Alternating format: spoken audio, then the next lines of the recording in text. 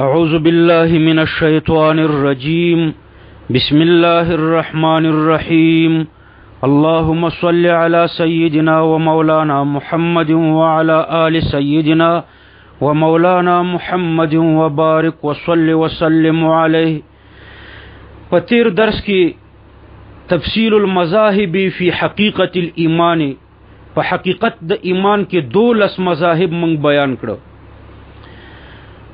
یو مذهب د محققینو اول مذهب چې ایمان عبارت ده د تصدیق قلبی نه فقط، او په آخر کې مذهب د محدثینو ذکر کړو چې ایمان عبارت ده د تصدیق قلبی، اقرار لسانی او عمل بالارکان درې واړو نه. دا دواړه ډلې د اهل سنت دي. محققین فرمایي چې محل د ایمان قلب ده، اعمال پکې نه دي داخل. او محدثین وایي چې محل د ایمان درې شیان دي، قلب، لسان او ارکان، او اعمال پکې داخل دي. اول د محدثینو دلایل درته ذکر کوم، بیا د هغه دلایلو نه جوابات درته ذکر کوم، او بیا د محققینو متکلمینو دلایل درته ذکر کوم، بیا به حیثیت د اختلاف ذکر کو، دارنګ به حکمت الاختلاف ذکر کو، دارنګ به د اقرار باللسان حیثیت ذکر کو، او کټیمو نو بحث زیادت و نقصان فی الایمان، په ایمان کې د زیادت او د نقصان بحث بم د الله پاک په توفیق باندې ذکر کو. د محدثینو دلائل، محدثین وایي چې ایمان عبارت ده د تصدیق قلبی، اقرار لسانی او عمل بالارکان درې واړو نه، یعنی اعمال په ایمان کې داخل دي.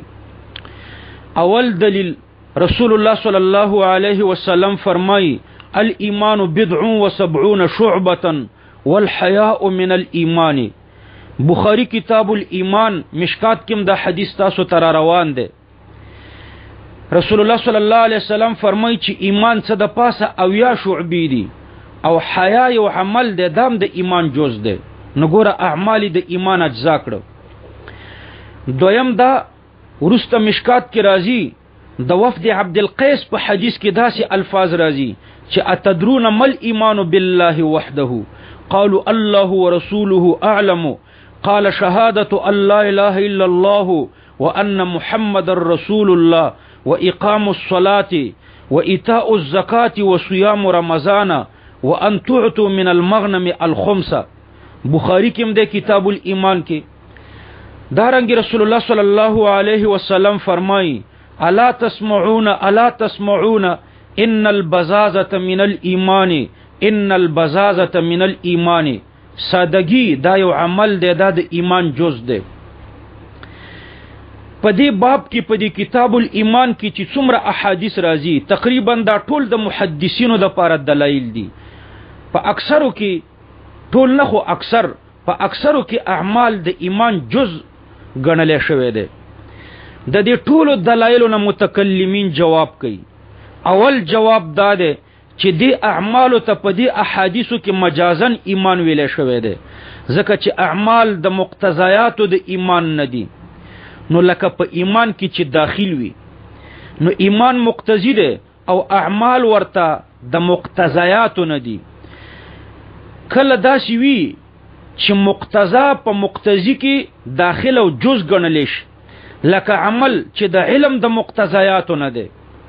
نو لکه په علم کې چې داخل وي، عرف کې خلق د علم جز ګڼي، لدی وجه به عمل عالم ته جاهل ویل شي. نو یو تاویل پکې دا دی چې اعمال د مقتضیاتو د ایمان نه دي، نو مجازن خلق په ایمان کې داخل ګڼي. دویم جواب دا دی چې اعمال د آثارو د ایمان نه دي. ایمان مؤثر دی او اعمال ورته آثار دي، او کله د مؤثر اطلاق په اثر باندې کیږي، لکه د شمس اطلاق په ضوء باندې کیږي. د رڼا تنمر ویل شي، حالانکه نمر مؤثر د پاره د رڼا دی. او دریم جواب دا دی چې مراد ایمان کامل دی او اعمال په کامل ایمان کې داخل دي،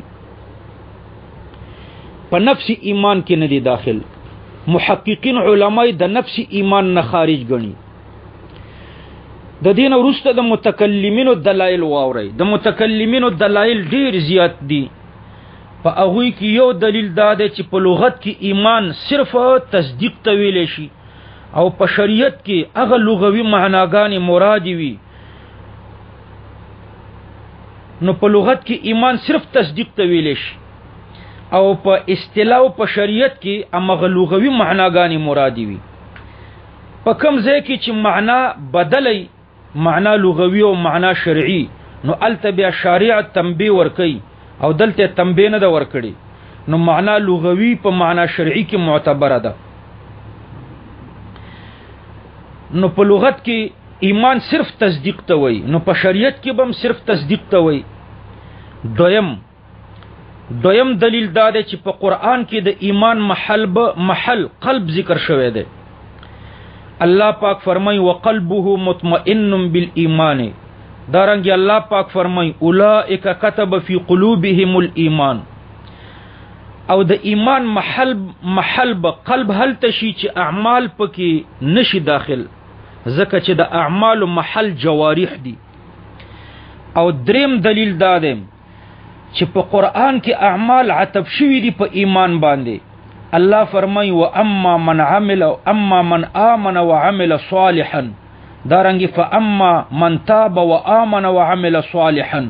ډیر آیتونه دي چې په هغوی کې د اعمال عطف په ایمان باندې راغلی دی او اصل په عطف کې مغایرت دی.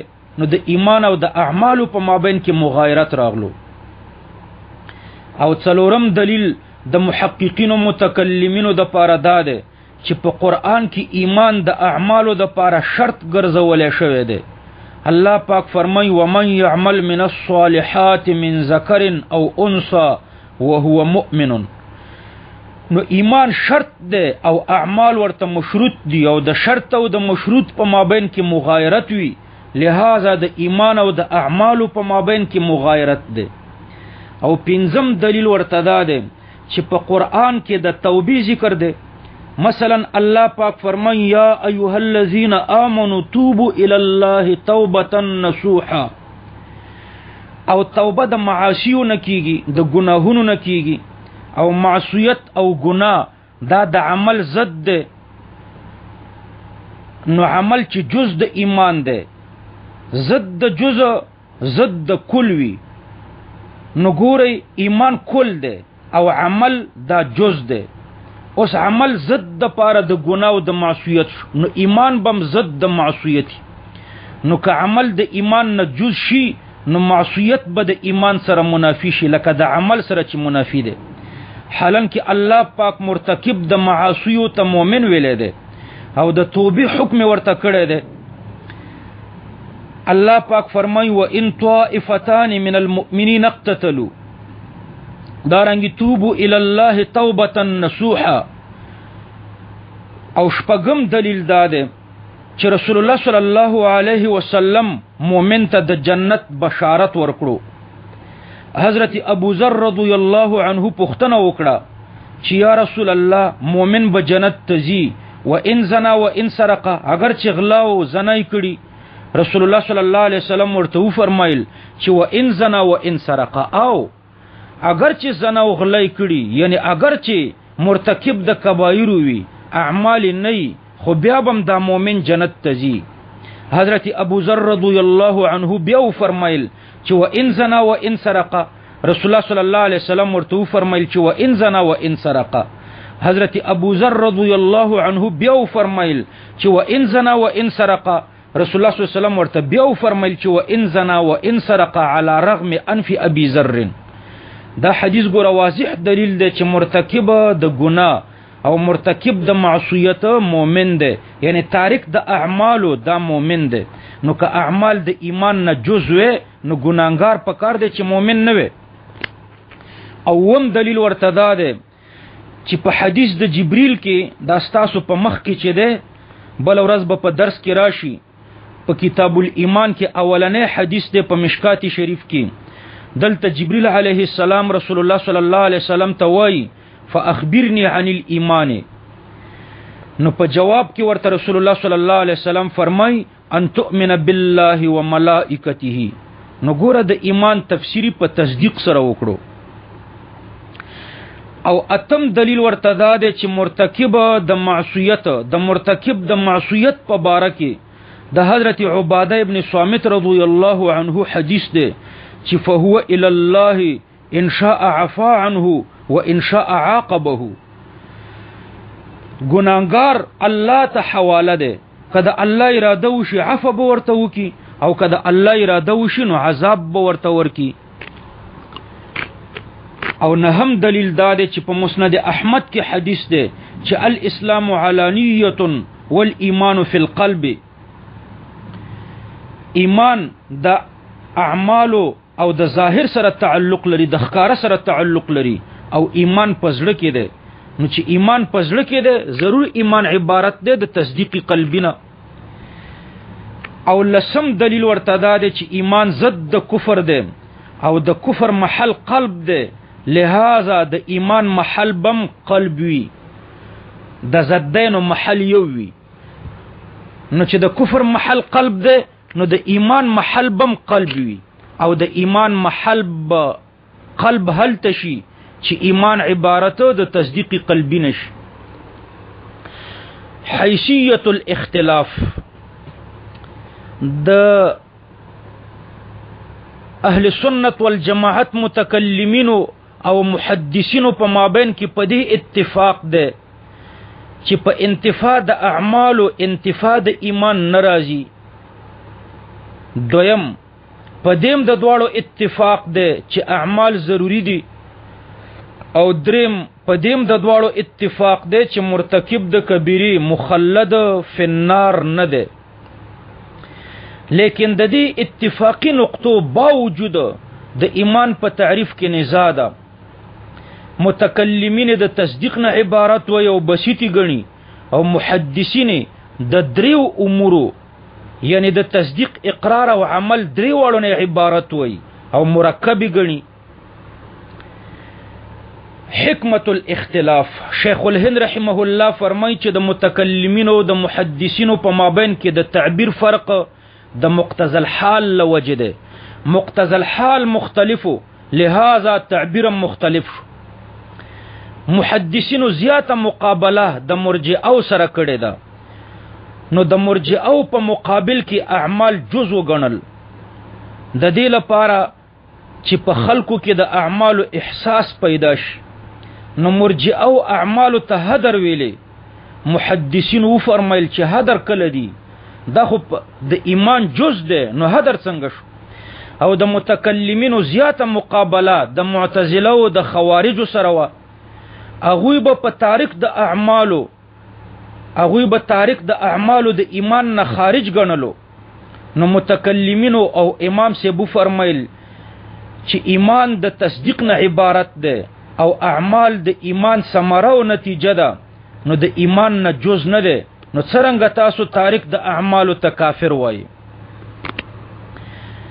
او شبیر احمد العثماني رحمه الله فرمای چې د متکلمینو پنیز ایمان داسې دی لکه د ونې بیخ او پلی، او اعمال ورته داسې دي لکه د ونې څانګې، او څانګې د پلونه اجزا نه بلکې وربانې متفرع وي.